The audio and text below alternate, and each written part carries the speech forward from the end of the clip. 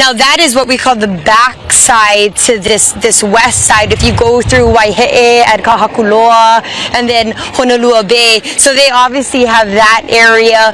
And then in where I see straight ahead, there's also a police vehicle blocking off. This is Honopi'ilani Highway, of course, and there's a police officer here and then a police officer in the distance there. So kind of the lay of the land. Here we are in Kapalua. Heading that way is Ka'anapali, and then of course Lahaina, where the motorcade will go and travel down this road and into ground zero, where it's just devastation, as we've been seeing for the past couple of weeks now. But here are police officers, Maui Police, this front car coming down here, and this is the beginning of the motorcade.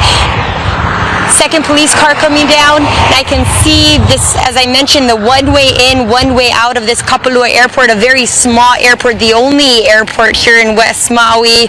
So movement is definitely happening, and we should be seeing more vehicles heading our way, because I can see them on the top of the hill here.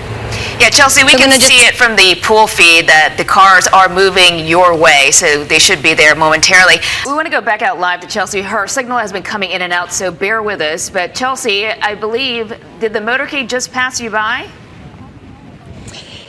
Yes, it did, and I apologize. Not sure why our signal cut out at the moment the motorcade passed by, but there, as we mentioned, a very long motorcade, possibly as many two dozen cars. Maui police officers were in the front.